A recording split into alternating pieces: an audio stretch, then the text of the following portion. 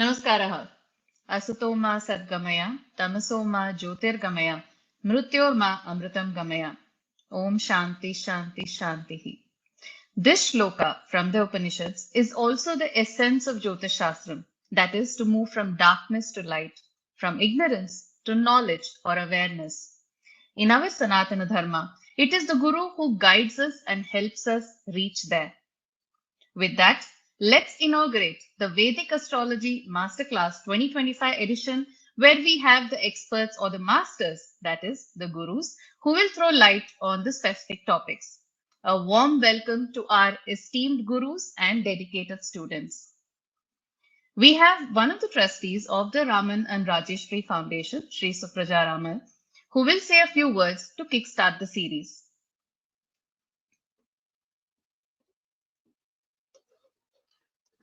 Namaste.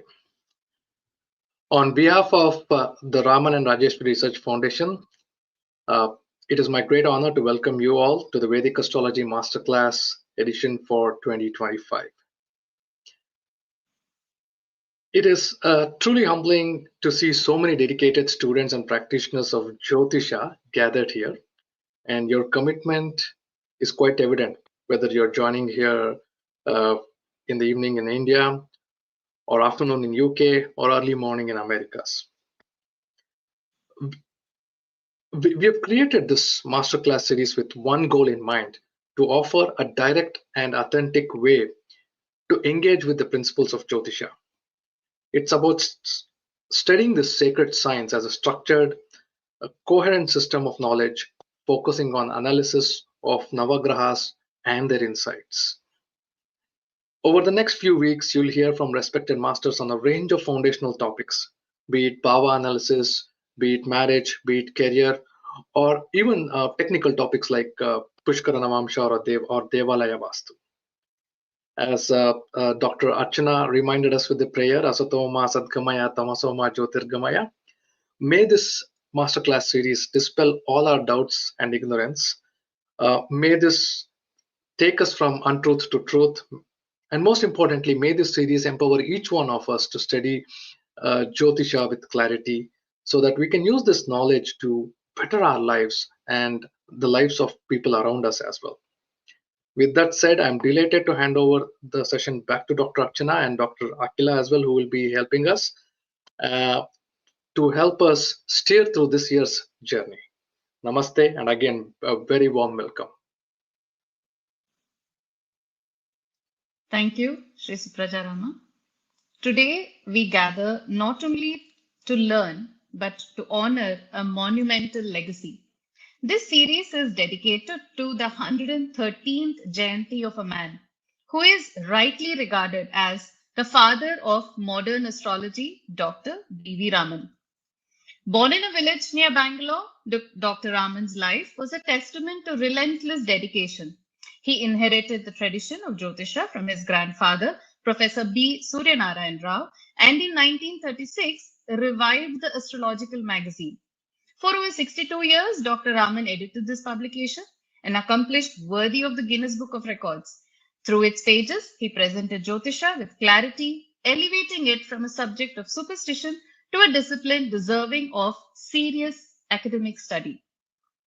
Dr. Raman was a formidable force on the world stage.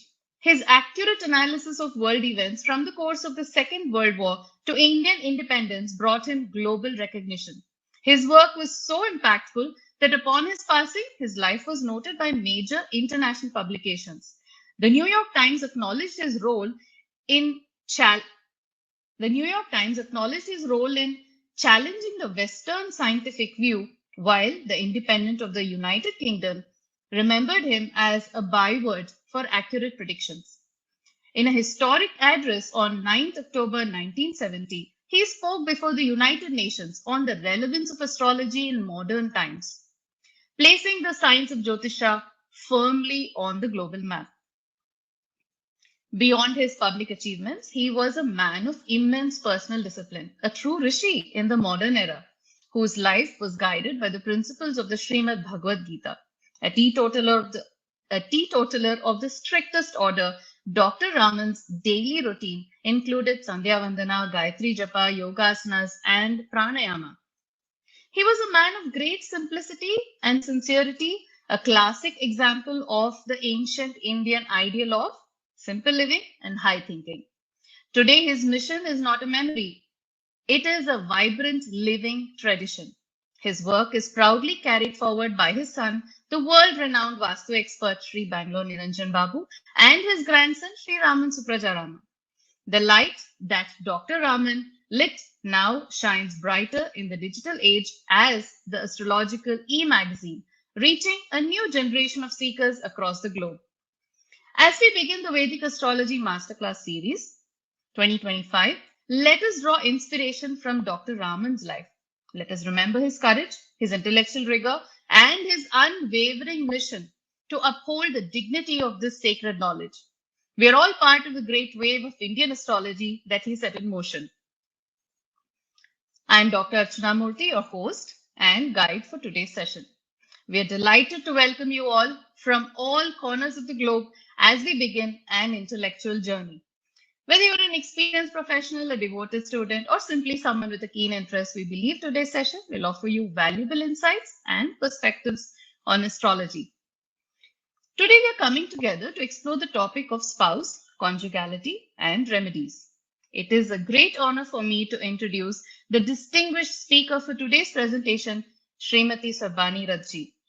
Srimati Sarbani Rath is a Jaimini scholar and the Jyotiṣa Pandita, brings over 2 decades of deep scholarship to the Vedic Astrology Master Class 2025. Her teaching is distinguished by its seamless integration of the Parāśara, Varāhamihira, and Jaimini systems, providing students with a holistic and powerful analytical framework. This approach, which moves beyond fragmented knowledge, is one she has helped formalize as a key advisory member and faculty for the Jyotiṣa program at Sri Sri University. She regularly lectures at international astrological conferences and consults globally. In this free live session, Srimati Sarbani Rath will explore the intricate topic of spouse, conjugality, and remedies. The class will offer practical techniques for assessing marital life by synthesizing classical Parāśara principles such as the 7th house and its lord with crucial Jaimini concepts like the Dharakaraka and the Upapada Lagna. Participants will learn how these integrated methods can be used to accurately diagnose sources of marital discord and identify appropriate classical remedial measures. With great anticipation, let us now welcome Srimati Sarbani Rath. Ma'am, we are eager to learn from your wisdom. Over to you. Thank you so much, Dr. Archana. I will begin by giving my humble pranams, Sasudha pranams to Dr. V.V. Raman, the father of modern astrology, without whose first pioneering translations, English translations of Jyotish works, none of us would have been here today. So my pranams to him and my pranams to Sri Niranjan Babuji for this initiative and keeping the torch afloat and the torch burning. And my regards, warm regards to Sri Raman Suprajarama. With that, I would like to begin, but I would like to give a small footnote to what Dr. Archana said. I'm really not going to be speaking on Dharakaraka and Upapada Lagna here. But more exploring more on the concept and experiences of conjugality through the bhavas and tithi lords from the Rashi chart itself. So with that word, I'd like to start my presentation.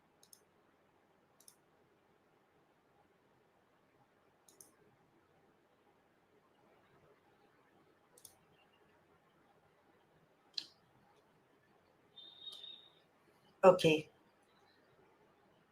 Om Ajnanatimidandhasya Jnananjana Shalakaya Chakshurunmilitam Yena Tasmai Shri Gurave Namah.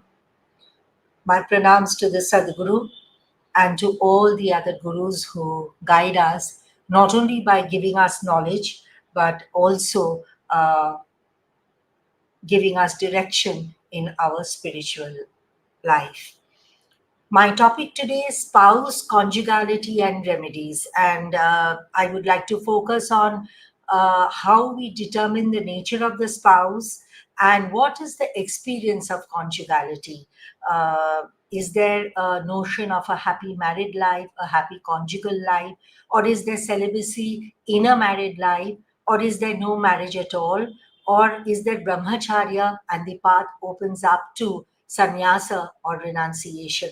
What are these experiences as anubhava or as experiences within marriage or even outside marriage? When we were given the invitation for this masterclass series, we were told that there is a theme for the women on the concept of Shakti and a theme given to the men on the concept of Pragya. And the term Pragya, though it was given to men, struck a chord in my mind. And therefore, I would like to begin, and this is also carrying forward with what Dr. Archana said. She started with the Upanishad, and I want to continue with that thread of the Upanishad. Now, 4 Vedas have given us 4 phrases which are known as the Mahavakyas. And these Mahavakyas encapsulate the very essence of our spiritual life, the philosophy which is the underpinning of our spiritual life. And I decided to just speak for 1 minute on this Mahavakya, which is from the Rig Veda, the Aitareya Upanishad of the Rig Veda. This Mahavakya is called Pragyanam Brahma. I repeat, Pragyanam Brahma. And the reason I picked it up was because the theme for the men during this conference was Pragya. So Pragyanam, which is actually the intellect, but not just the intellect, it is this heart, this mind which is in sentience, it is all the knowledge, it is the retentiveness, it is the sense perceptions, the thinking, the genius, the memory, and the activities and desire and passions. And all these things that is pragya is nothing but the different names of the consciousness. This consciousness is Brahman, and this consciousness is also Indra, it is Prajapati. This consciousness is in all the gods, it is in the Panchabhuta, in the big and small creatures, the creatures which are born from eggs or born from the womb or from the moisture of the earth. It is present in horses and cows and elephants and human beings, all creatures that move and all creatures that fly, or perhaps they do not move at all. They all have this consciousness which gives them their reality and who they are. They are impelled by this consciousness, and this consciousness is the eye of the universe, and it is the end of the universe. And this consciousness is Brahman. This one undivided consciousness runs through everything, runs through Hello, every madam. being. Yes? The screen is not shared. Can you please share the screen? Oh, okay. I did share the screen though.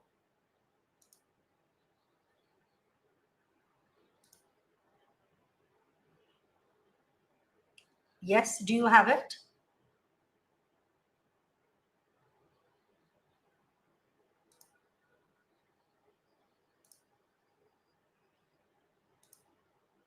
Is it fine now?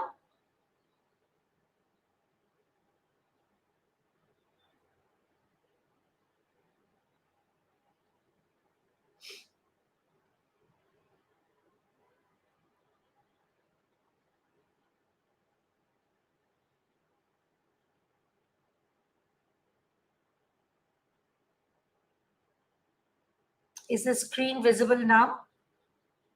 Able to see your screen. You can please continue. You are able to see it? Yes, yes, madam. Yes. Okay. Can you see it now? Yes, yes, I can see. Okay, thank you. Okay. My apologies. This was my title slide, Spouse, Conjugality and Remedies. And as you see that there is a picture of this lady out here, this lady is actually none other than Parvati, as depicted by the halo behind her head. And Parvati is in the mode of sadhvi. She's a tapaswini out here, sitting on a deer skin, wearing rudrakshas with a kamandalu in Padmasana and doing japa. So though she's the Shakti and she's married to Shiva, but we see her here in the form of a tapaswini. And that is what I was aiming to express through this presentation, that in marriages, are there moments of celibacy, or what is the experience of conjugality? Is that of a union or conjugal bliss, or can it also be that the spouse enters into a period of brahmacharya and a celibacy? So that is the reason why this picture of shared. And after that, I did start discussing the Prajnanam Brahma, the concept of the Mahavakya, which is from the Rig Veda, Aitareya Upanishada. So just to continue where we sort of left off, we said that this undivided consciousness runs through everything. That is, we talked about Indra, Prajapati, the gods, the Panchabhutas, the big and small creatures, human beings, creatures which move and which do not move, that this consciousness, a single, one, undivided consciousness, runs through all these things. It is the same consciousness, and it is from this consciousness which gives us our reality, which gives us our activity, which gives us our memory. Everything is the same. Sri Krishna in the 13th chapter of the Bhagavad Gita says that I am this consciousness. And though this consciousness is undivided in all beings, but it appears to be different, just the way it appears that a man and woman is different. So this Ekam Chaitanyam, this undivided Chaitanya consciousness is Brahma. What is different really are only our minds and the experiences, that's the Anubhava of the mind and the vrittis of the mind. Only this is different. As each of us are born, we have different experiences depending on the karma of our souls. So our mind and the Anubhavas of the mind are different. The pravrittis of the mind are different. So our pragya appears to be different because of these individual experiences, but the consciousness within me is in all other being. And this consciousness is pragyam. Pragyam is nothing but this consciousness, and this is undivided in all beings. In that way, we are all the same, and only our experiences are different. This is what is meant by Prajnanam Brahma. On this note, I will start my presentation with Stri and Purusha Jataka. The reason I did this, that if we have this concept that it is the same consciousness which runs through all of us, the reality, our memories, our activities are all the same, we are absolutely the same, then we feel that whatever results are ascribed for men in terms of marriage, relationship, and longevity of marriage also holds true for a Stri Jataka. So I'm not making a difference here between a Stri Jataka and a Purusha Jataka. Whatever good or bad is seen for the husband in a Stri Jataka, we examine the 7th house, we examine the 7th lord, we examine the Karaka, we examine the 8th house. Exactly the same houses are seen in a Purusha chart. All of you here, esteemed astrologers, I know do the same. There is no distinction over there.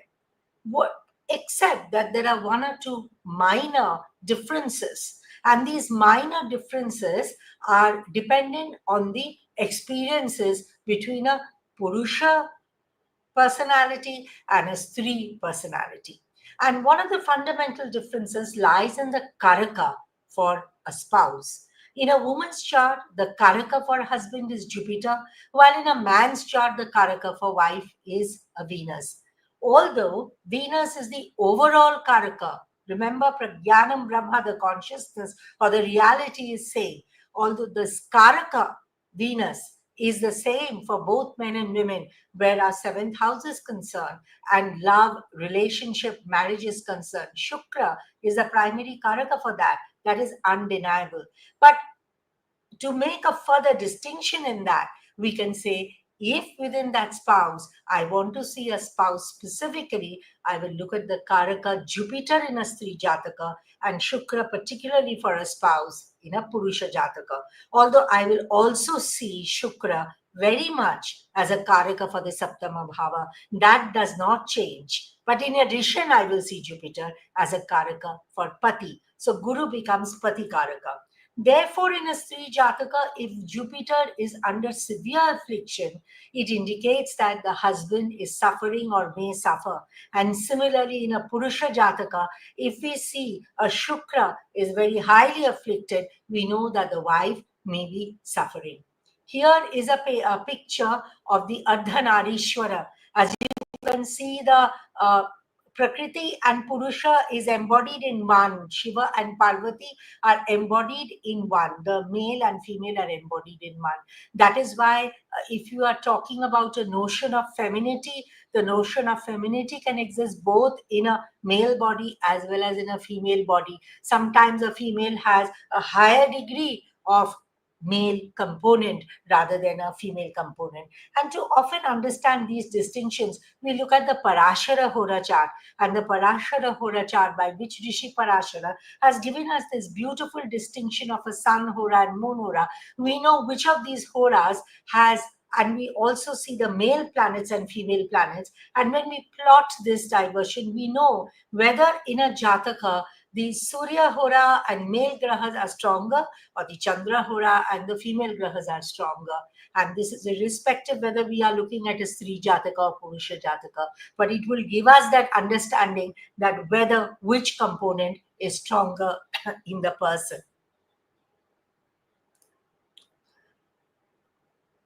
Now, all good and evil results for marriage has to be studied both from Lagna and Chandra Lagna. And here Chandra Lagna has a greater importance. And I will come to it very soon as to why we consider Chandra Lagna to be more important when we are discussing marriage and emotion and relationships. Now, the Lagna in the Rashi Chakra denotes our intelligence, right, Adi? Whereas the Lagna in the Navamsha Chakra denotes our beauty, our rupa, our complexion, how we look, certain deeper inner qualities and personality. The defining physical features of a person and his complexion are seen from the Navamsha Lagna, while the intelligence and the way we think and the way we process our intelligence is seen from the Lagna in the Rashi Chakra. Now, so what does Chandra Lagna show us? Chandra Lagna shows the mental strength of the person. More importantly, it denotes the complexity of emotions. Chandra is the primary root of Jala Tattva. Chandra and Shukra are the two Jala Grahas in our horoscope, with Chandra being the primary Graha which is giving the Jala. Therefore, Chandra denotes the complexity of emotions, and emotions are very important for all relationships. Emotions are important in which one human being is connecting to another. These emotions, it shows what are the influences on our mind. This is seen from the Chandra Lagna. It shows the stability of the mind, if my mind is stable or my mind is unstable. And more importantly, it denotes my family, my connection with the family, and my connection with the external world. That is why the Chandra Lagna is very important. And this is true for both Purusha Jataka as well as Stri Jataka. But here comes a little extra thing. Where women are concerned, Chandra Lagna has a very special importance in the horoscopes of women. Now, we all know that the lunar cycle or the movement of the moon, that many days are mapped onto the menstrual cycle of women, especially for women who are between puberty to menopause, especially for those women, the Chandra Lagna become very, very important. If you got menopause, after that it is not that important. And before puberty, it is not that important, although we will say it is important all throughout. But particularly between puberty to menopause, the Chandra Lagna becomes very crucial for women because of the menstrual cycle. In the days of yore, the Vriddhas studied something called the menstruation chakra. That is from the date when the first menstruation started, you had a menstruation chart, and they would use that as the principal chakra for making predictions for women. Now, when we are talking making predictions for women, what are the things that we are talking about? Now, one of the fundamental things, a woman has a very strong desire and promise to have children, because physically the woman bears the child. This is something which really demarks her from a man. She physically carries the child and gives birth to the child. And therefore, the menstrual cycle or the menstruation chakra becomes very, very crucial for her. We also see, for example, the fifth house, we all know, is Putra Bhava. So our general understanding of children, our general connections to children are seen from the fifth house of the chart. But pregnancies, whether a woman is going to be able to conceive, whether she will be able to carry a pregnancy to full term, or will there be a miscarriage in between? Is the body not capable of carrying the full 9 terms of pregnancy? This is seen from the 9th house. This is not seen in a Purusha Jataka, because this is something very exclusive to a Stree Jataka, is this concept of pregnancy and ability to bear the child. Why do we see the 9th house? Because the feminine signs, as Parāśara has told us, are the even signs, the upper sabvyas, the sabvya and the upper sabvya, the odd and the even. That's how we differentiate between the male and the female. So the upper sabvya always moves in a reverse direction. Therefore, when we count 5 in an anti-zodiacal direction from the Lagna, we come to the 9th house, and therefore the 9th house becomes the Lagna for pregnancies. Chandra becomes the Karaka for pregnancies. Therefore, Chandra, because it governs the menstrual cycle, becomes very, very important. Therefore, the menstrual chakra and the Chandra Lagna becomes crucial for women, especially in terms of seeing children, whether you're going to have a child, all right, whether you'll be able to carry through the pregnancies or not. Now, the woman, because they are giving birth to the children, they become naturally, this is in a very conventional terms, they become the pivotal figure of the family. They are the mother.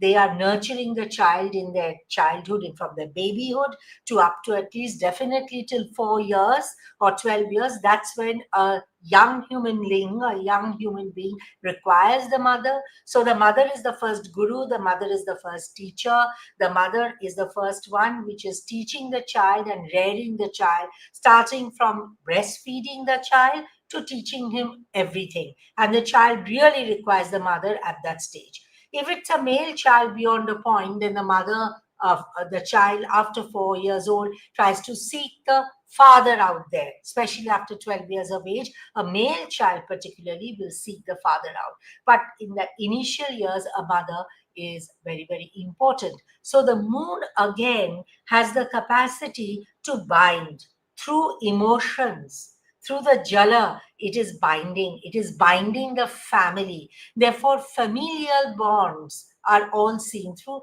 Chandra Lagna. We are going to explore a little bit more about Chandra Lagna out here.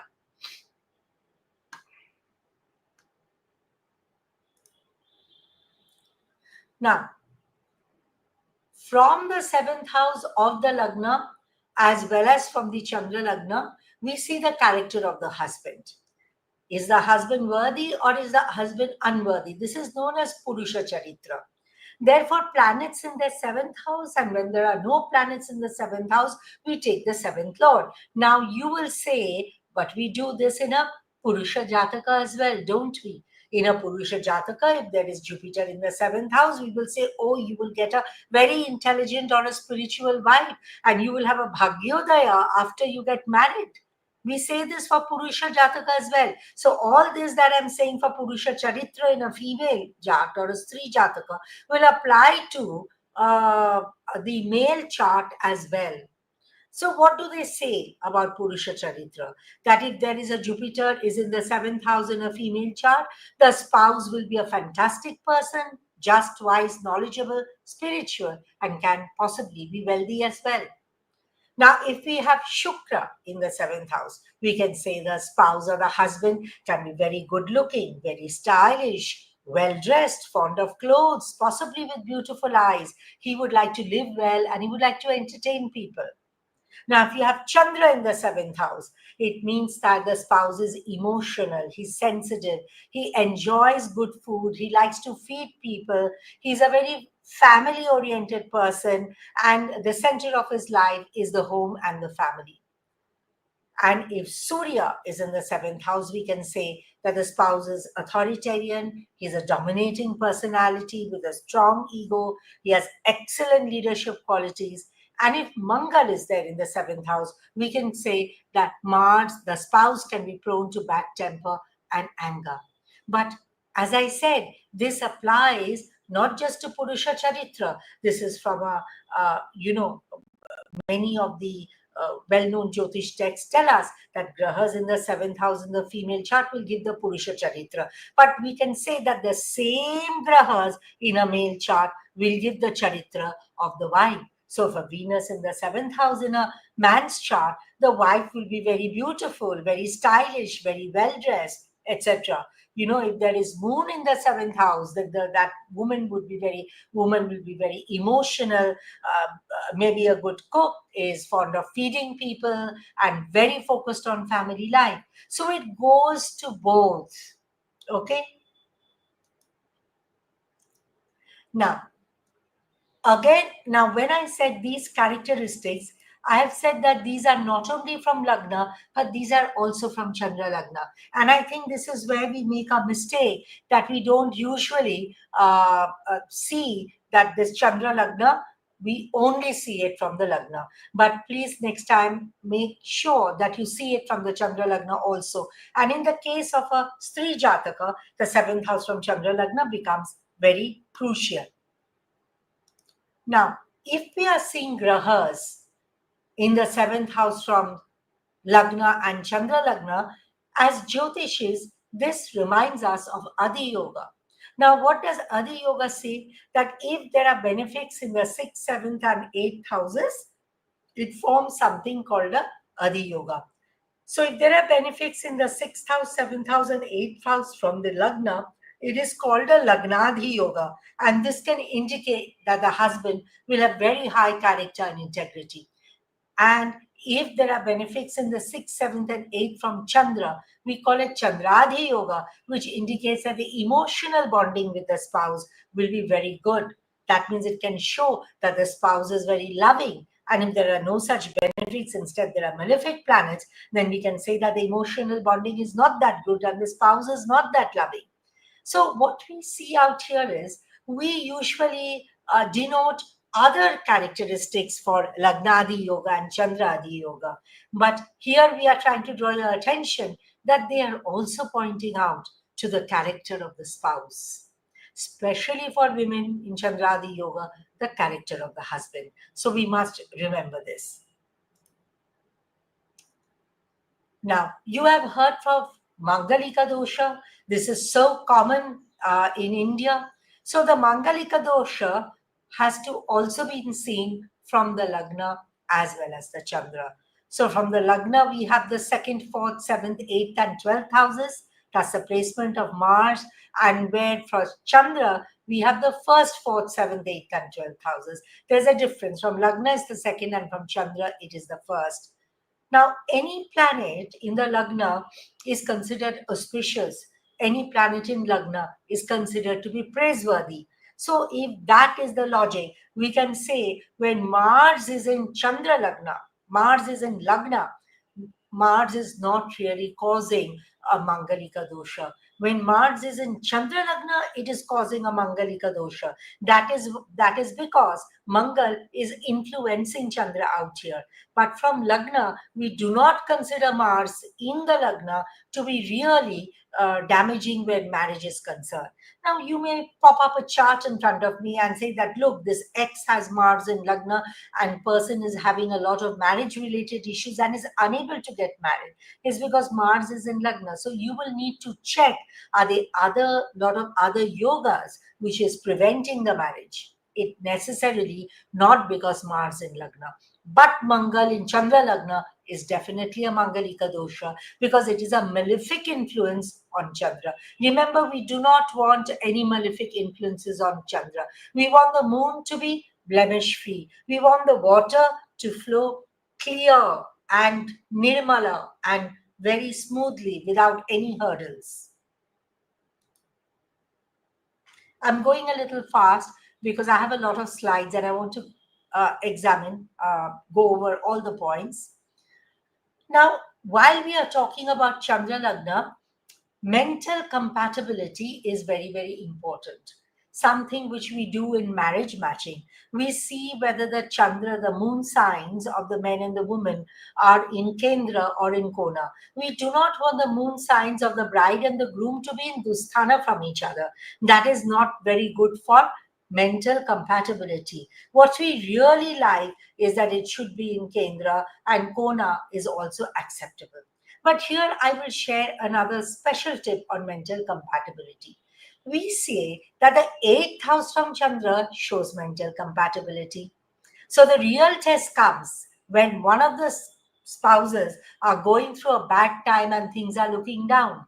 So the moon sign lords and the 8 lords of both charts need to be matched. So what did I speak about? For so long, we only examine the moon signs, right? Here we are talking about the moon sign lord and the 8th lord, meaning the first lord and the 8th lord from Chandra Lagna. Please underline it. The first and 8th lords of both charts need to be matched. Of both charts need to be matched for mental compatibility. Let's take a quick look at some of the charts. Now, this is the chart of Queen Victoria. Okay, you can see that she was married in the age of 21 and she was widowed in the age of 40. Now, here from the moon, now I've chosen a few charts where moon is in Lagna for an easier understanding.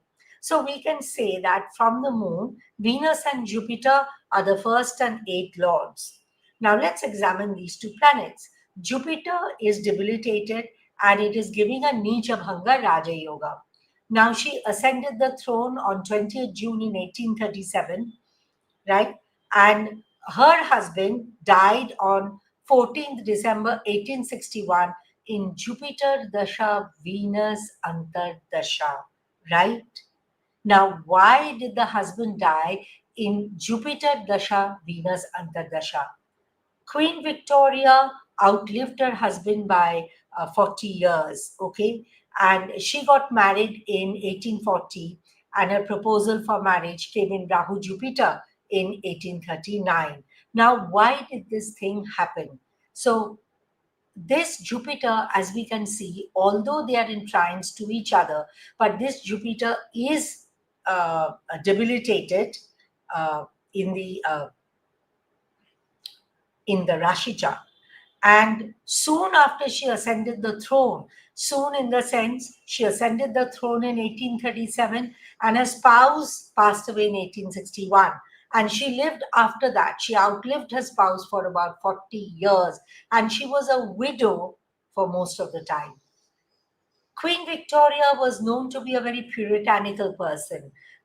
There is an idiom, there's an aphorism which says a Victorian, that X was very Victorian. Very Victorian means somebody who's very prudish, very Spartan, very celibacy oriented, not really interested in the rasas, They would wear certain blouses and dresses came into vogue in colonial India. You would see a lot of women in Calcutta and many other parts of India wearing blouses which were very high-necked and full sleeve. I myself have photographs of my grandmother, my maternal grandmother, and my maternal aunts all wearing saris, but with these dresses which were worn with Western clothes with high neck. You'll see a lot of women in the Tagore family also wearing that high necked and laced up. The word that was used was Victorian. And this came from Victoria's marriage. So Queen Victoria was, even with her husband, as the saying goes, very, very prudish in her behavior. You can, of course, make out many other things. You can see that the moon, though it is exalted and gave her a fantastic Raja Yoga, the moon is here with the sun in a Amavasya Yoga. You can see even in the Navamsha it is in an Amavasya Yoga. That means the Jala quantity is very, very less. If we examine further, we see the seventh Lord Mangal is with Rahu and Shani, and we do not like that. And therefore, this moon is in trines to what kind of a Jupiter, but a Jupiter which is Neecha. So, though these are combinations, if you examine the Raja Yogas, it's giving her fantastic Neecha Bhanga Raja Yogas, and she reigned for so many zillions of years, and she was the Empress of India. We are not going into the fact of that is good or bad, but from her point of view, she was the Empress of India, and she was Empress of all the colonies, and perhaps one of the longest reigning monarchs of UK. So what fantastic Raja Yoga. But what is happening to her personal life? Those very grahas are devoid of any kind of jala out here. And those grahas are really not giving her a lot of mental compatibility with her spouse. Okay, read about her life and you will understand what I'm talking about. Here we have Tsarina Alexandra of Russia. Again, we have Chandra in Lagna, same Taurus Lagna with Chandra in Lagna. You can see that there is 1, 2, 3, about 6 grahas in Lagna, which is quite fantastic. The Lagna Lord again is Venus. Moon is the co-lord of Taurus. We always use Moon to be co-lord of Taurus. I just want to go back to the previous chart. Here, if you take Jupiter and Venus are in Kendra to each other, but Jupiter and Moon are trines to each other. But this Shukra has gone to the 12th house, and this Moon is in a Amavasya dosha, and Guru is Neecha. But here in Tsarina Alexandra's case, we can see that 8th Lord is Jupiter, and Venus and Moon are the first lords from Chandra Lagna. But already in the 8th house, we have a Graha. We have a Shani in the 8th house. And the 8th Lord Jupiter is exalted. So now Jupiter will indicate excellent mental compatibility. Right? The 8th Lord is exalted. The dispositor of the 8th Lord Chandra is also exalted. Okay? Whereas in the previous chart, in the case of Queen Victoria, the 8th Lord was debilitated, right? Here it is exalted. So it's giving excellent mental compatibility. Now the Shani, which is in the 8th from Chandra and from Lagna, what happened this Shani, which is also the 9th Lord. Remember, I spoke about the 9th house being the house of pregnancies for in a woman's chart. So after childbirth, what happens after childbirth? The 9th Lord is Saturn is getting activated. So what is happening? The Shani, which is in the 8th house, is getting activated and the relationship becomes sour. So till the childbirth, Shani is not activated. Till the childbirth, Jupiter is showing results. 8th Lord, Ucha Jupiter is showing results. Everything is hunky-dory. But after childbirth, the 9th Lord, Saturn is getting activated. And because it is in the 8th house, mental incompatibility starts. And there are many reasons for this, but the primary reason was the ill health of the child. Now we can see that the dispositor of the 9th Lord, that is Shani, dispositor of the 9th Lord is in a Marana Karak Sthana. You can see dispositor of 9th Lord Jupiter is in Marana Karak Sthana. So the child was very unwell. And this ill health of the child has actually caused this problem. after this, when the mental incompatibility happened, she went on to have an affair with Rasputin. All of you heard about Rasputin, and the rest is history. Here is the chart of our former Prime Minister Indira Gandhi. Here you can see Chandra is in the 7th house. Now here Moon is in the Chandra Lagna, and the first lord from Moon is Saturn, and the 8th lord from Moon is Surya. And again here we can see that there is a negative planet, Mars. And the 8th lord from Moon, Surya, is with Mercury. And Mars is, as you can see, it is here in the 8th lord. Now, so when she embarked on a professional career, why are we looking at the professional career? Because in this case, Mars is the 10th lord. In the previous case of Tsarina Alexandra, we saw that the here the planet which is in the 8th from Chandra is the 9th lord. So the pregnancy was the activator. In the case of Indira Gandhi, the planet which is in the 8th from Chandra happens to be the 10th lord. Therefore, when she embarks on a professional career, her marriage then gets finished. Till then, the marriage was okay, and she, bore children, etc. She bore 2 sons. But after the 10th lord got activated with the starting of her career, her marriage is finished. And we can see that her husband, Firoz Gandhi, died in September 1960 in Rahu Mars Dvisaptati Samadasha. Why do we use Dvisaptati Samadasha? Because we can see that the Lagna Lord is in the 7th house and the 7th Lord is in Lagna. Now, very briefly, we are going to look at the marriage houses.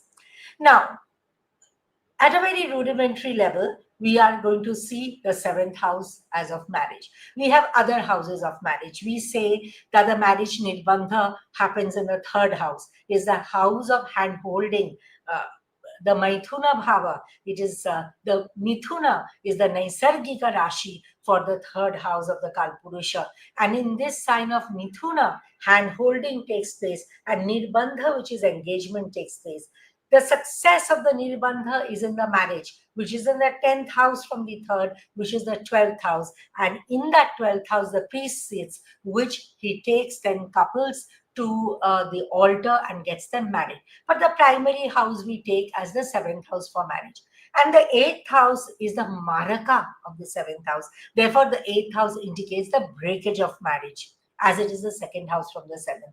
Similarly, when we see the 2nd house, that is the 2nd marriage, then the 3rd house becomes the Maraka Druid and shows the end of marriage. Now, if the 8th house is connected to the 12th house, then the first marriage could last till the end of the life of the native. Similarly, if the 3rd house is connected to the 12th house, then the 2nd marriage could last till the end of the life. But this has to be confirmed from the Navamsha. Although we do see these broad principles of counting the number of marriages from Rashi, the real confirmation comes when you do this counting in the Navamsha.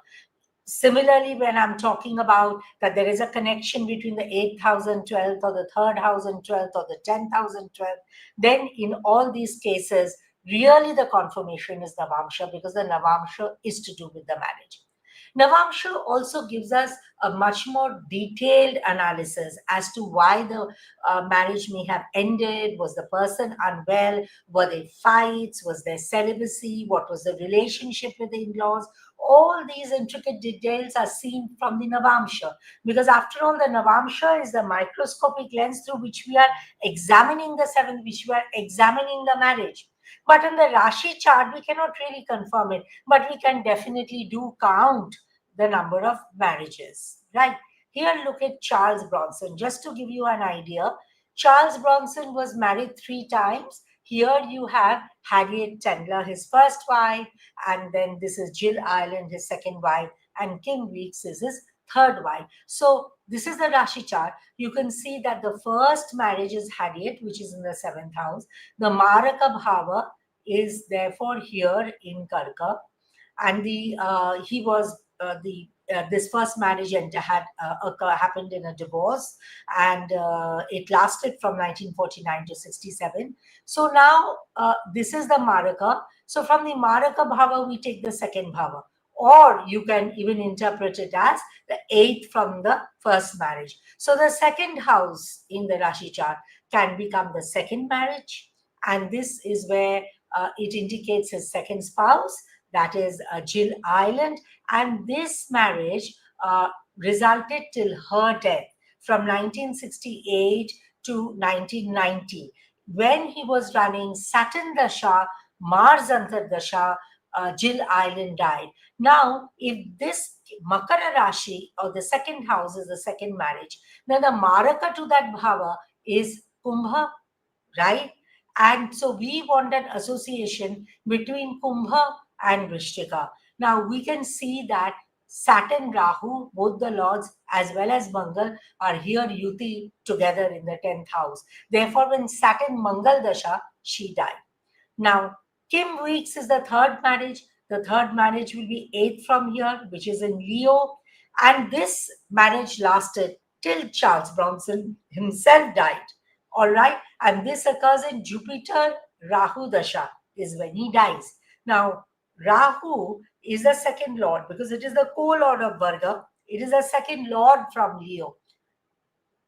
And it is Jupiter which is also involved over here. In Jupiter Rahu Dasha, this happens. Now, this happens that I have done this analysis in the Rashi chart, but really the detail has to be done in Navamsha, for which, for celebrities, often we are unsure, but in your personal life, I'm sure that you conduct rectifications and you will be able to count your marriages. The first marriage being here, second being here, third being here, and the fourth being here. And you can also see the Maraka Bhavas to it, which are the 8th house, the 3rd house, right, the 10th house and the 5th house. And in this case, the surety of death is even higher because we do say that the native physically dies from the 12th house of the Navamsha. He doesn't really die from the 12th house from Rashi, because the 12th house from Rashi can show, yes, it can show you leaving this world, but it can show so many other things. Whereas the 12th house from Navamsha only shows that physical death. Therefore, if there is a connection between, say, these bhavas, say 3rd bhava and the 12th bhava, or the 8th bhava and the 12th bhava, they're lords, then definitely we can say either through the marriage of the spouse or the marriage of the native, the marriage has lasted that long till either of them have passed away. So we can definitely say that. Now, we do have a village method by which we count the number of marriages. And in this village method, what we do, we check the Rashi where the 7th lord is placed in our Divan chart. Then we check the Rashi where the Divan 7th lord is placed in the Navamsha. And then we count from A to B, and that can give us a total number of marriages. Now, when we are talking of marriages, we are including committed serious relationship which have lasted at least for the duration of 1 year. This is so because now, not only in the Puranic times, but in the modern times also, you do have multiple relationships and people often live together for a long time without having gone through the process of a formal marriage. Therefore, you have to be sort of clever and clear as to what you're counting as a marriage. Sometimes, even amongst 2 or more major marriages or relationships, one may consider only one as a major. So reflect carefully and decide which are the ones you want to consider as marriages. Excuse me.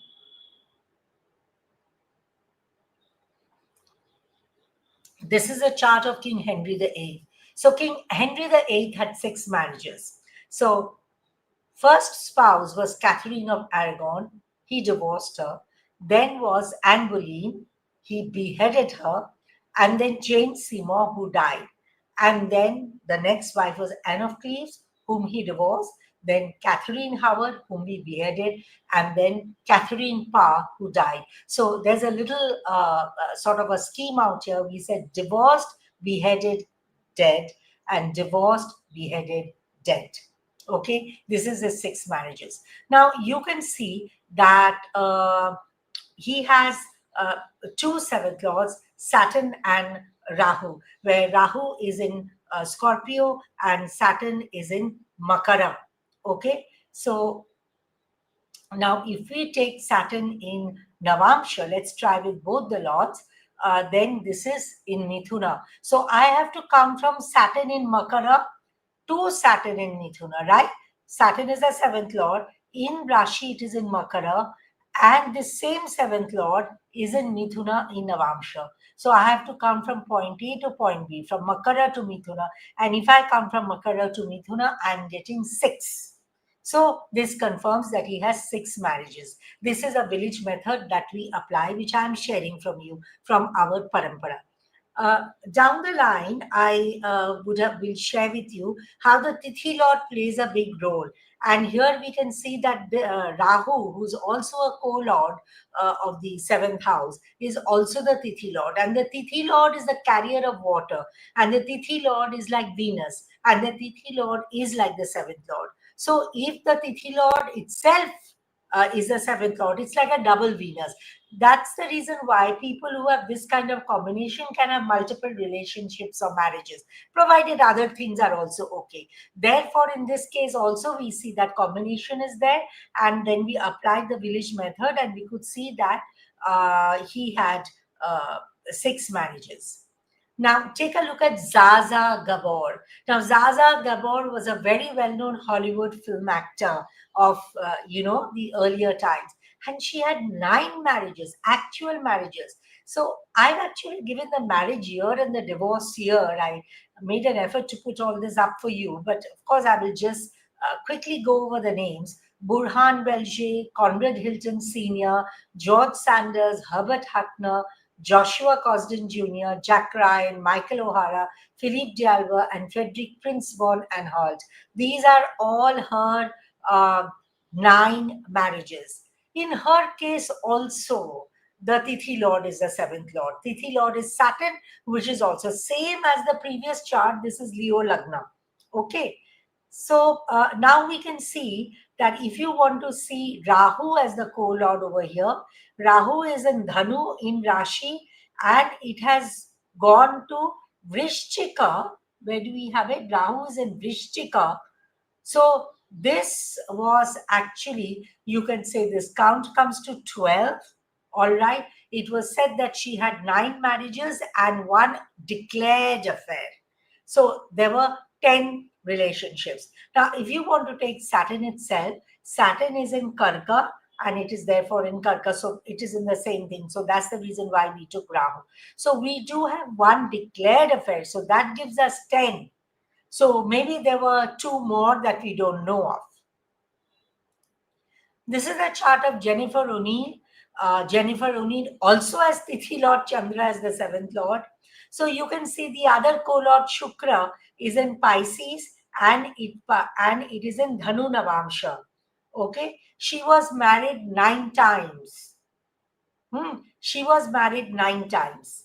So this is something, but she was married to 8 men. She was married to 8 men 9 times.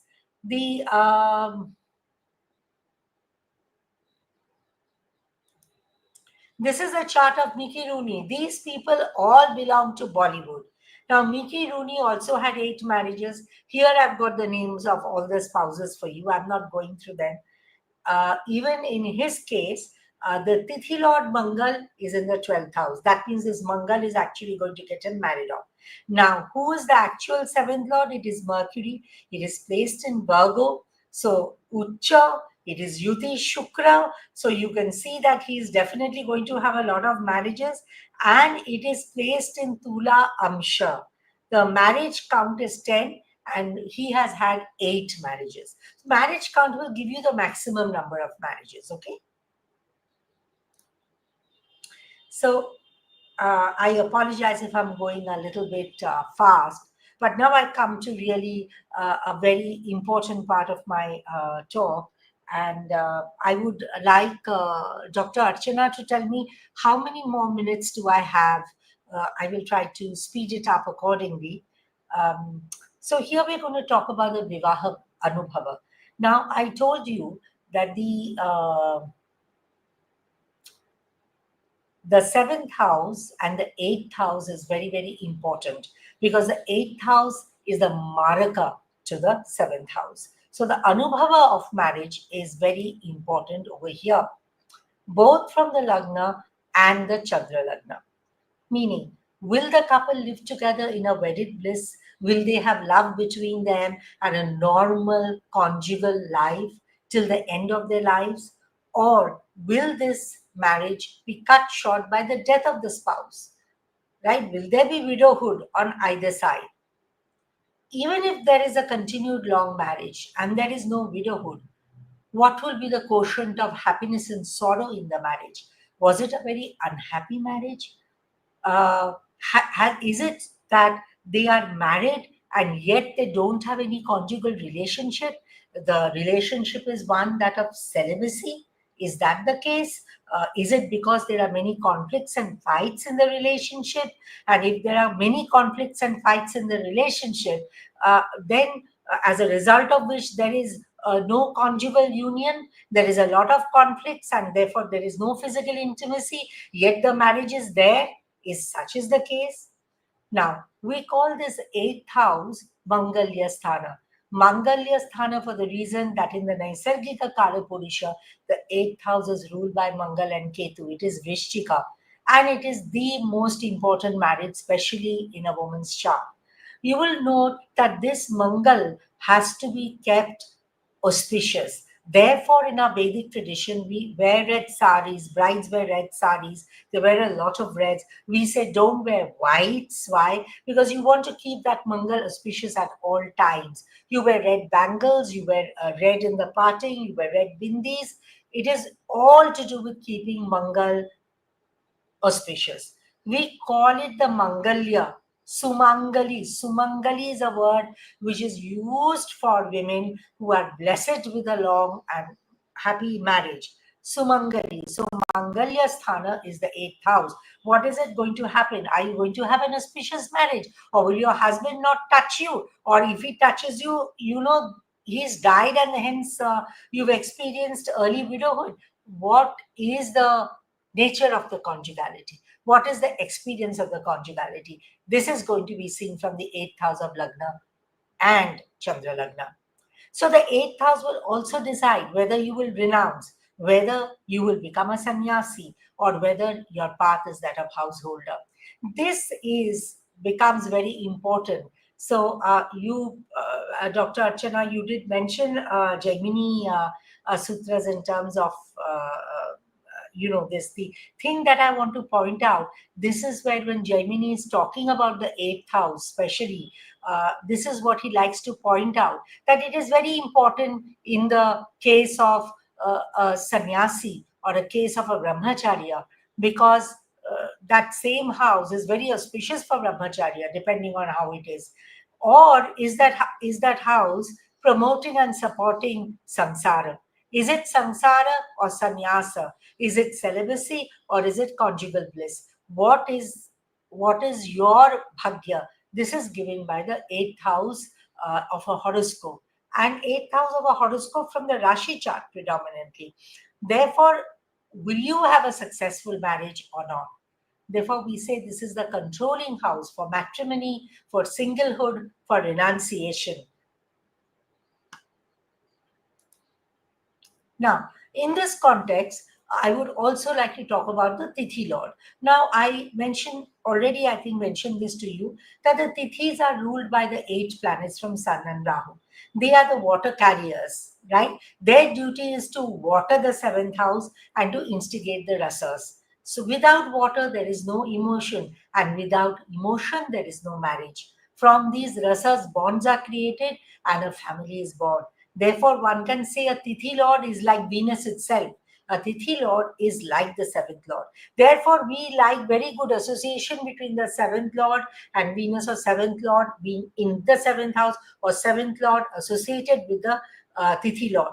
You saw in all these cases of multiple marriages that I showed you that the 7th Lord and the Tithi Lord were the same. And these people ended up being married 7 times, 8 times, 9 times, which is unthinkable. They actually had proper marriages that they did. So therefore, the association of Tithi lords with the 7th house, 7th lord of Venus enhances the Jala Tattva, and it becomes like a double Venus. Now, Ketu is not any of the Tithi lord. So therefore, if Ketu is in a relationship, it does not know where to go, as it is rising upward and it is directionless. Ketu therefore is married to the Lagna, and the Lagna is Shunya, which makes Ketu a widow. Ketu is paired with God, and a nun is married to the Christ. Therefore, if the 7th lord is with Ketu, that marriage is with Shunya. If the Tithi lord is with Ketu, that marriage is again with Shunya. Because Ketu's direction is upward, the water of the water boy evaporates, and the Ketu takes things upwards to a moksha marga. Death can occur, but the desire, even if there is a desire for marriage, death will occur.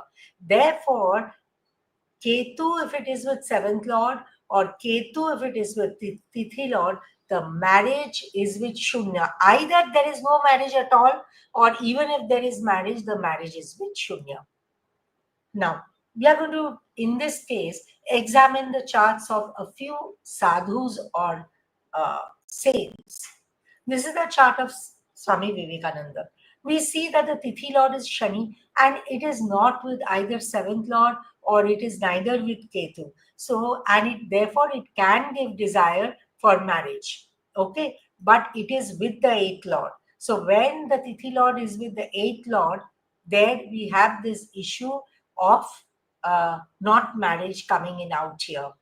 Now, it is also forming something called a Vairagya Yoga. It is a Brahmana Yoga, plus it's a Vairagya Yoga, which is placed in the Kendra Bhavas. And this Vairagya Yoga causes detachment. Now, Vairagya is a very quintessential component when somebody wants to renounce and become a sadhu. Without Vairagya or detachment not only through to objects, but detachment through emotion, detachment to a familial bond. So this is the opposite of everything that we talked about. Okay, we do not want the familial bond here. We want a detachment out here. We do not want rasa instigation out here. So we see that Shani Chandra Yoga of Vairagya is very, very prominent out here. We also see that the Tithi Lord is Yuti, the 8th Lord, which means that here Chandra is almost like Ketu. The 8th Lord becomes like the Naisargika Ketu. Therefore, it is as if Tithi Lord is united with Ketu out here. So, therefore, what happened? His guru told him not to marry. Okay. And this is, so what happens is, plus we see also that this Shani is in Parivartana with Mercury. And this gives a kind of a Kliva Yoga. There are many other factors which are there in the chart, but this is a very, very powerful chart of which it shows that there will be no marriage.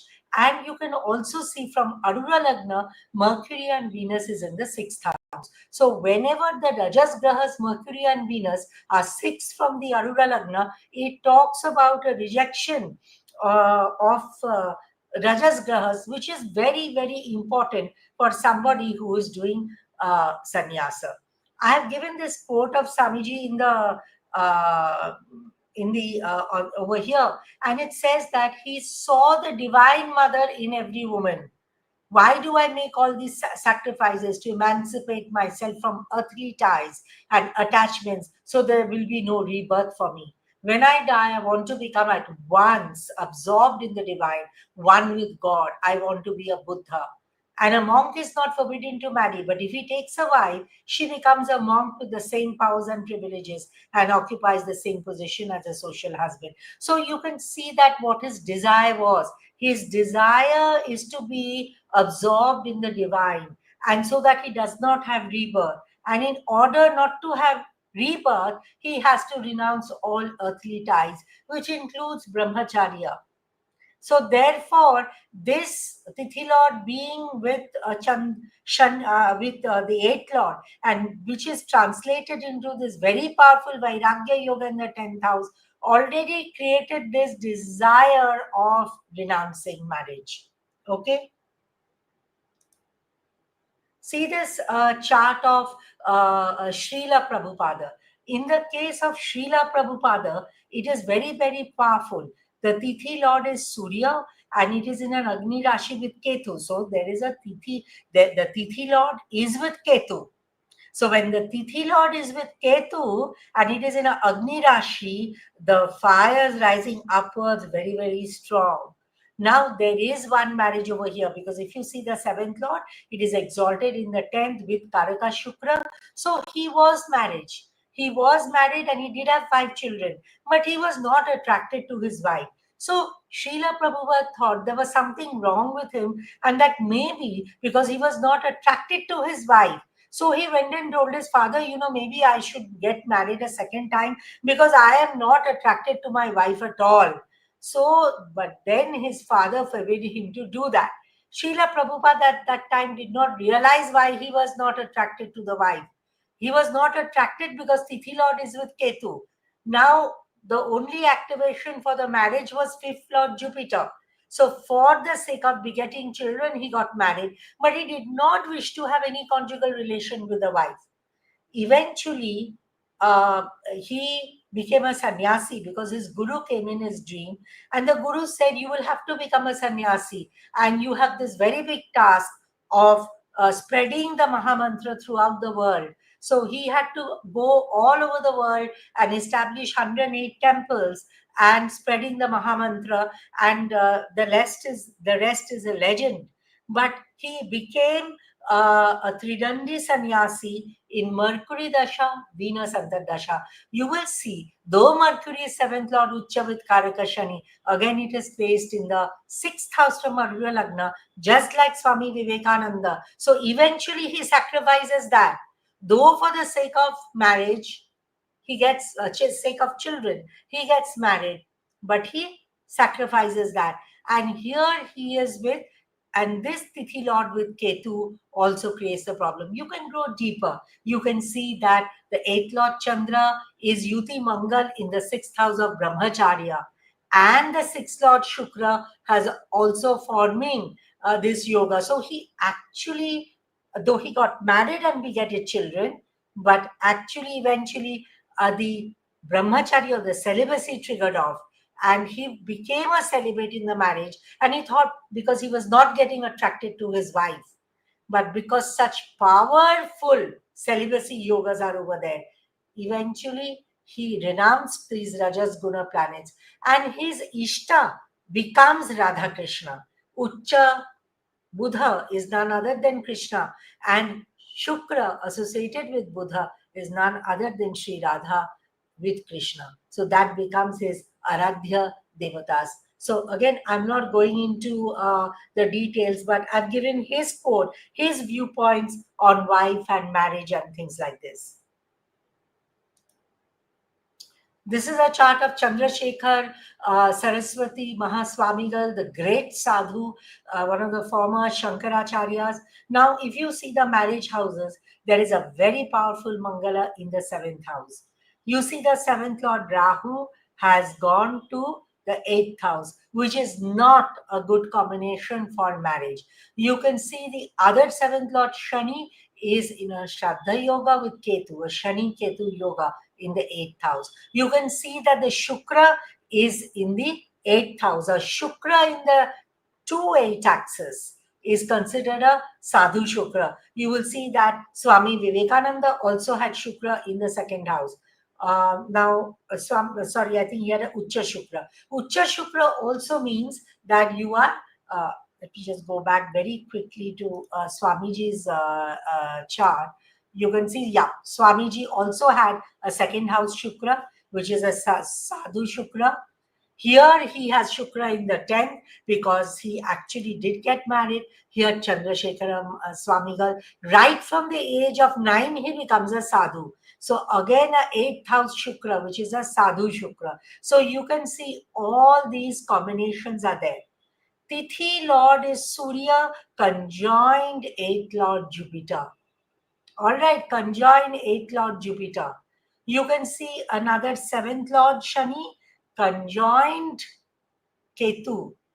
And we can also see that there is a parivartana between Venus and Jupiter here. So this conjunction between Tithi Lord and 8th Lord, the 7th Lord and 8th Lord is very, very powerful out here. Extremely strong and extremely powerful. The sadhu yogas, the renunciation yogas are too much. You can see Shani is also the 6th Lord over here, and Mangal is a natural karaka for renunciations. So effectively, you can see this is also a 7th and 8th house yuti. Here, therefore, this is the anubhava of the marriage right from the age of 9. When is the sannyasa kicking in? From the age of 9, he has left his home. Blessed with a supreme knowledge. Nobody knew the Vedas like him. There is a Singhasana yoga over here, 10th, second Lord Mercury in 10th house. He was the Shankaracharya. He was the Pithadipati. So therefore, the Pithadipati yogas, that is a Raja yoga, which is also out here.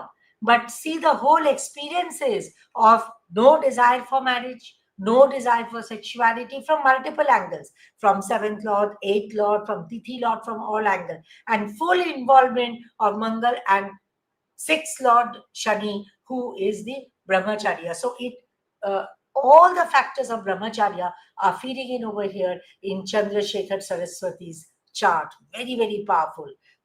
In Srila Prabhupada's chart, sannyas came much later in life, after 50 years of age.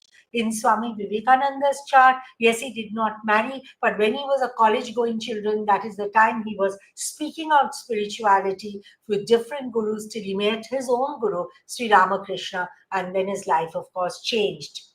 Okay?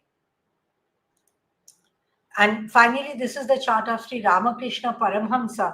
In the chart of Sri Ramakrishna Paramhamsa, you can again see the same thing. The 7th Lord Surya and 8th Lord Mercury are in the Lagna. We can also see that there is moon over there, and the moon happens to be the Tithi Lord. So when Tithi Lord is with 7th Lord, he did get married. But the Tithi Lord is also with the 8th Lord, which is with Shunya, because it is like Ketu. Therefore, that marriage was Shunya. There was no marriage. He did get married technically, but there was no marriage. You can see Ketu is extremely powerful in the chart. It is in Swashetra, in Digbal, and the 10th house. You can also see that this Chandra is the 6th Lord of Brahmacharya.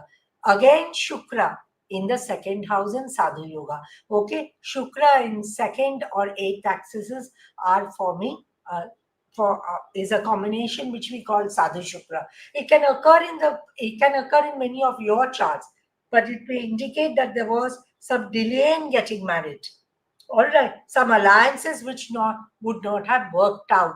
So I know I'm saying this a little bit fast, but I wanted to go through the chart that though there is marriage, but that marriage is Shunna.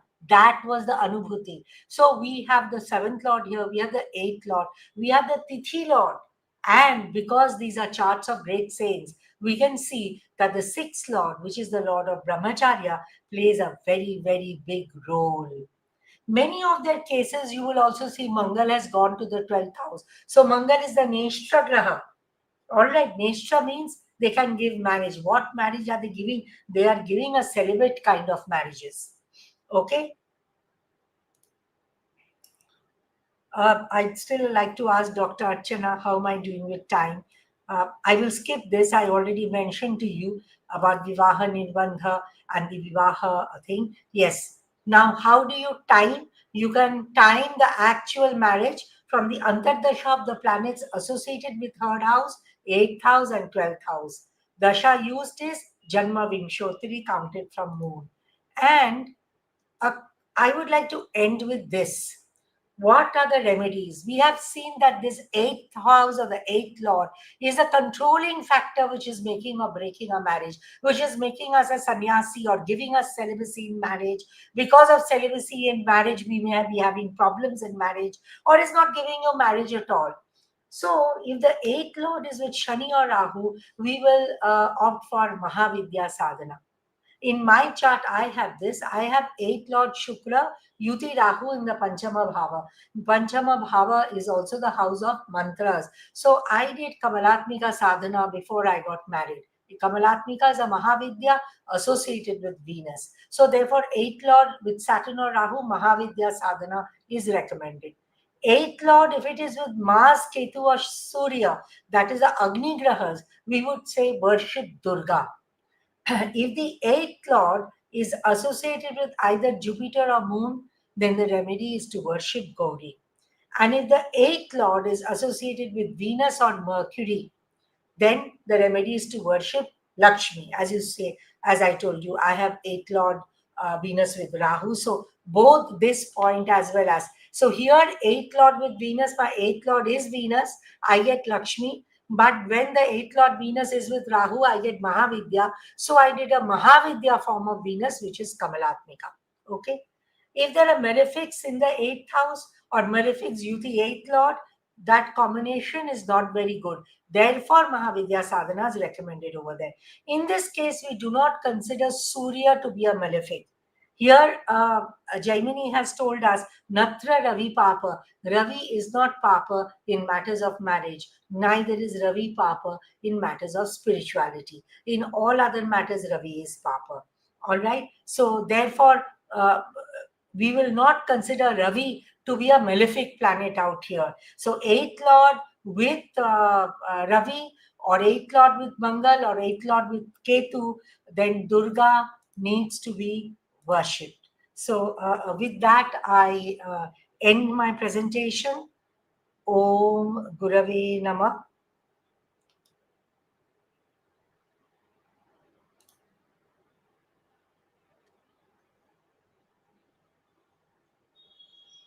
Thank you, ma'am. Thank you, Archana. Ma'am, that was an enlightening presentation on conjugality. Especially, I really found the Dvivaha Anubhava and Mangilya Sthana related dictums very interesting. I'm sure many of our audience, while listening, were connecting this knowledge to their own charts or those of their clients. That's the beauty of these master classes, right? Each of us finds something personal or practical to take away. Let's now quickly invite for a question and answer session.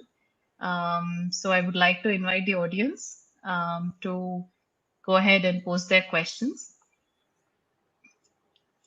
Mr. Girish, could you add a few questions? Yeah, I can see questions in the Karaka, under the Karaka comment section. There are a huge amount of questions. So shall I just pick a few? Yeah, this is Poonam. Ma'am, there is one on the screen now. Yes, go ahead, ma'am. Oh, yeah, that's the first question. Yes. In that interplay case of presence of nodes Rahu in Lagna and Ketu and the same nodes Rahu in 8th and Ketu second house from Chandra Lagna. Yes, very briefly. So what I'm going to do is I will answer the questions briefly because otherwise it will take time. Ketu in 7th house is problematic. Rahu in 7th house is not problematic.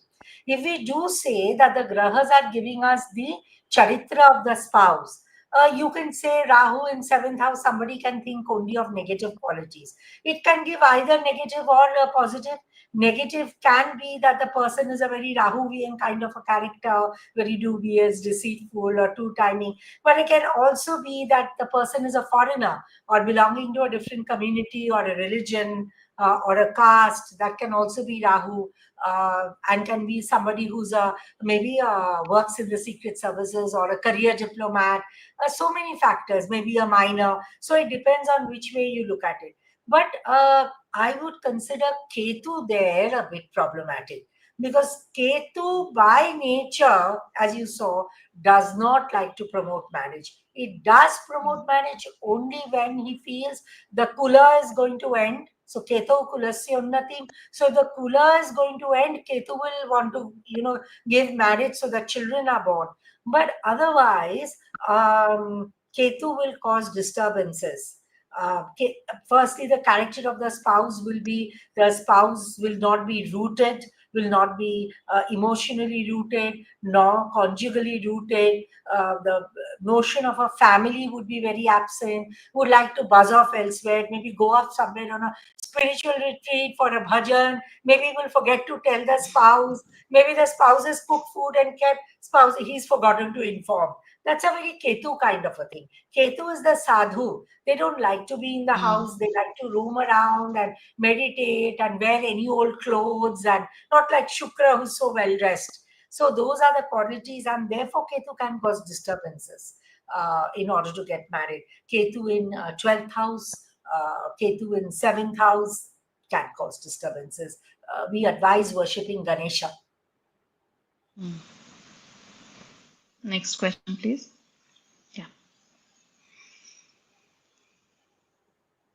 Yeah. Any planet in Lagna is auspicious, but Saturn in Lagna is in Marana Karak, as it is the case. Yeah. Yes. Saturn is Marana Karak for any person who has Saturn in Lagna. Therefore, we must worship, we must make the Lagna, purify the Lagna, and remove the dirt which Shani brings. Shani brings dirt wherever it sits. So we have to purify it. We have to do Lagna Shuddhi. And we have to do Lagna Shuddhi by worshipping Shani as Narayan. You can do the worship of Surya Narayan or worship the mantras of Narayan Kavach. And Narayan mantras, Narayan Kavacha mantras are very good for purification of Lagna Shuddhi. When you do that, then Shani over there becomes Surya Narayan for you or Narayan for you. So, but Shani in Karka is considered to be a Raja Yoga. And definitely Mrs. Indira Gandhi experienced Raja Yoga. Shani in Karka is there for many people. So you have to make him praiseworthy, worship him like that, and remove the blemish. Yes.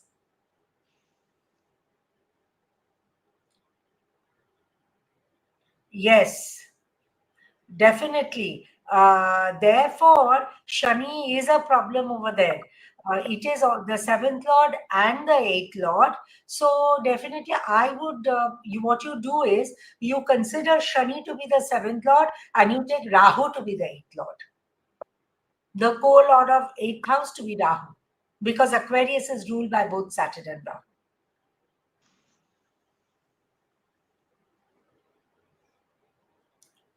For Pisces Lagna and Libra Lagna, 8th house for women will be Venus. So Venus with conjunction is a problem. Yes. If Venus is with Ketu, Ketu has the power to, this is Jaimini teaches us this, that Ketu has the power to destroy the Rajas Grahas. Why? Because Ketu is Karaka for sadhuhood and sannyasa. Two of the most important impediments to becoming a sadhu is the Rajas Grahas, the money and profession given by Mercury and karma given by Shukra. So karma and artha, these four has to go. I have to give up marriage and I have to give up working. I don't have an Arura. I'm not presenting lectures in master classes. I do not get married. I do not have a boyfriend. I'm leading a solo life. So those two Rajas Grahas can only be destroyed by Ketu. Ketu holds the power of that. Therefore, yeah. Who was the person? The question, what was that? Yeah. Just show the question again. Yeah. So if Venus is with Ketu, in any chart, any lordship, Venus with Ketu is problematic. Venus with Ketu is not at all a good, Venus with Rahu gives a different thing, because Rahu is the embodiment of desire. So Venus is with Rahu, a person can be either subject to the spouse or the boyfriend may be indulging in extramarital affairs. That's a problem with Venus with Rahu. Your spouse or spouse may have already another marriage or another girlfriend or be interested in other women. That is a constant problem. Sometimes the native himself or herself may get involved in, or even if the native is not, a lot of people who are married will constantly be pursuing you. Natives with Venus and Rahu can get pursued by men who are already married, or their own husbands or spouses, whatever, whether it's a man or a woman is the same thing, will either be interested or have extramarital affairs. That proclivity is there. Venus with Ketu is just the opposite. Therefore, Venus, 8th Lord Shukra, if it is with Rahu, you have to do Mahavidya sadhana. Is a must. So that those, even if somebody is not having, those problems will be there in their life. Such threats will loom above you. You do the sadhana and be free of it. That is Rahu's desire, no? Whereas Ketu, Ketu will do opposite. Will smash Venus out from your life. No Shukra at all. Yes. And Ketu and Venus also indicates Rakta dosha. So such a person health-wise must examine what the Rakta dosha is. If there are any problems in your blood, make sure you do blood tests. There should not be any inherent problems in the bloodstream. If Jupiter is exalted in the 7th house and Moon, yes. No, forget all the other things. Jupiter, if 7th Lord is in the 8th, it means that the first relationship or the first marriage goes for a 6th. So now if a young woman or man comes to you and you see they have this combination, we immediately advise the parent to conduct a Kumbha Vivaha or a Arka Vivaha. What does a Kumbha or Arka Vivaha mean? It's a mock marriage. Okay, there is a combination of a marriage breaking. So let's have a mock marriage, either with a tree or a pot, and let that. So, you spend the night with the pot or the tree and next day give visarjan. That means you've got married and your marriage is broken. So, chalo, that combination is gone, and that it's a very common remedy that we advise to many clients. So, 7th Lord in 8th, 8th Lord in 7th, 7th Lord, 8th Lord, Yuti, marriage breaking combinations are there.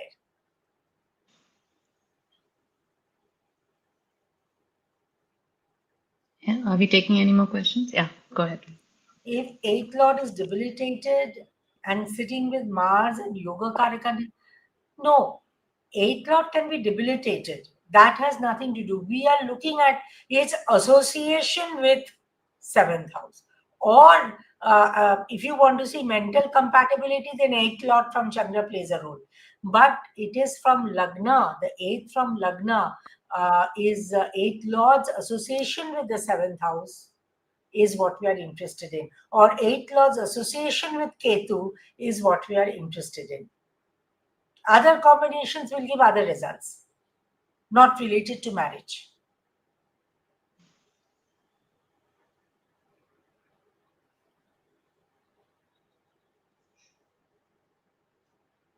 Are there any more questions, or would that be the last, Mr. Girish? Let me see, ma'am.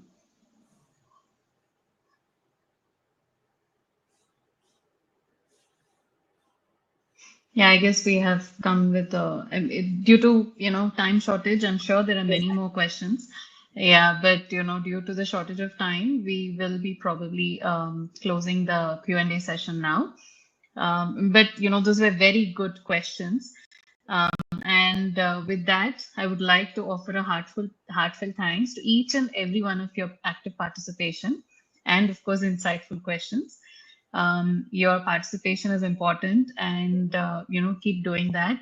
On behalf of everyone, I would like to express our sincere gratitude to you, ma'am, and also to the audience for imparting your invaluable knowledge and deep expertise.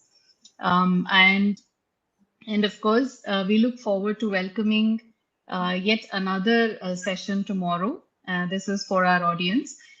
We would love to be, we would love you to be part of it for another deep dive into astrology with Sri Ashutosh Chawlaji, where we will explore advanced bhava in analysis. So we look forward to another enlightening experience there and hope you'll join us again. Until then, stay curious, stay inspired, and keep pushing the boundaries of your knowledge. Dhanyawadaha.